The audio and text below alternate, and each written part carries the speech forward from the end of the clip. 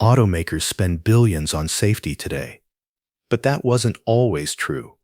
Between 1960 and 2005, a series of engineering decisions, deliberate cost-cutting, ignored warnings, and silent design flaws killed thousands. What you're about to see is not conspiracy. It's documented in memos entered into evidence, in NHTSA reports, in depositions under oath. Here are 6 real cars that were designed to fail, and the number they put on a human life. Ford Pinto, 1971. The fuel tank was placed behind the rear axle, inches away from bolts and sharp edges. A 30 miles per hour rear impact often punctured the tank. Gasoline poured into the cabin. According to the infamous 1973 Ford Pinto internal memo, later entered as evidence in Grimshaw v. Ford Motor Company, the company calculated repairing all Pintos would cost $11 per car, $137 million total. Paying lawsuits for burn deaths, only $49 million. Ford chose the cheaper option. Over 500 people burned alive. Some were children.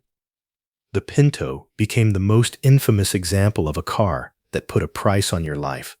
And that price was $11.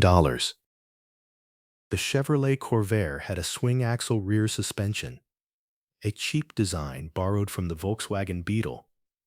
But the Corvair was heavier and more powerful. In a sharp turn, the rear wheel would tuck under, the car would flip, often killing the driver. Ralph Nader exposed it, but GM knew years earlier.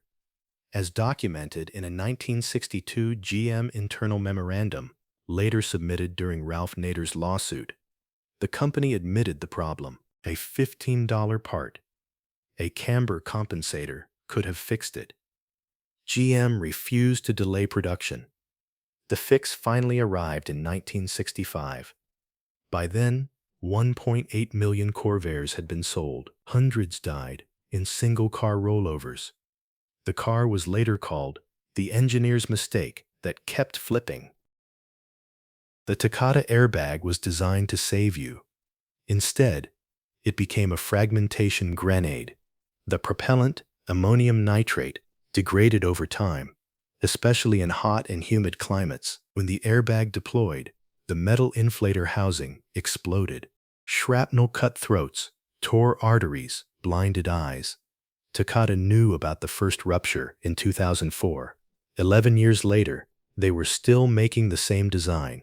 According to the final 2019 NHTSA report and federal court records in the Takata multi-district litigation, 27 people died. Over 400 were seriously injured. The recall covered 100 million vehicles, the largest in automotive history. And as of 2026, millions of cars are still waiting for replacement parts. The danger is not over. In the 1980s, Audi 5000 owners reported a terrifying phenomenon. The car would suddenly floor the accelerator on its own.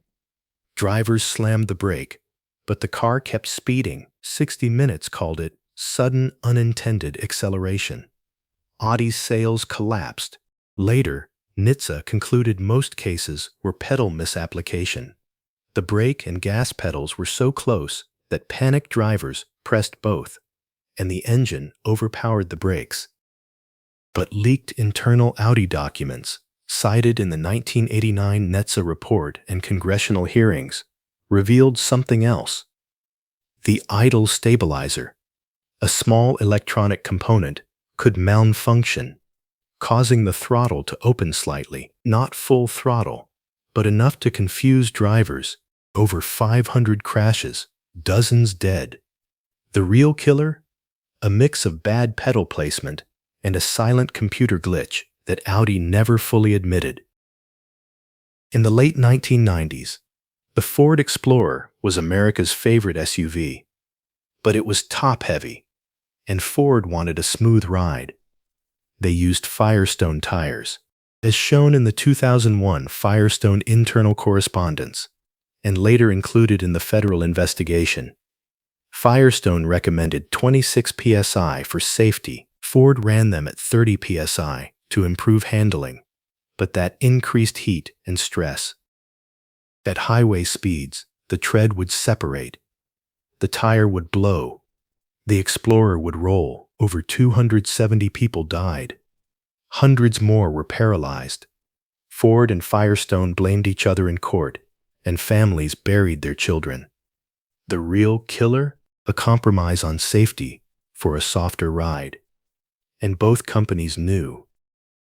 The GMX cars, Chevrolet Citation, Buick Skylark, Oldsmobile Omega, Pontiac Phoenix, were supposed to save GM from imports. Instead, they had a deadly secret. The master cylinder seals were made of a cheaper rubber compound. After a few thousand miles, the seals would soften and fail. The driver would press the brake pedal. It would go to the floor. Pump again. Nothing. In 1981, GM recalled 1.1 million X cars. According to the 1983 deposition of GM engineer John V. Mancuso, entered into evidence in the X-car brake litigation, the seal material was changed to save 7 cents per car. The U.S. Department of Justice later filed a $4 million criminal fraud case, as reported by the Washington Post. At least 14 deaths were directly linked to brake failure. Hundreds of crashes. GM gambled and lost. Every modern safety regulation, from FMVSS 301, fuel tank integrity, written after the Pinto, to the Tread Act, passed after the Firestone disaster, exists because of these cars. The Ford Pinto taught us that a human life has a dollar value. The Takata Airbag showed that a defect can kill for a decade. And the GMX cars proved that saving 7 cents can cost a life. Next time you drive, remember, your car is safer today. But only because people already died for those lessons. We just count the bodies later.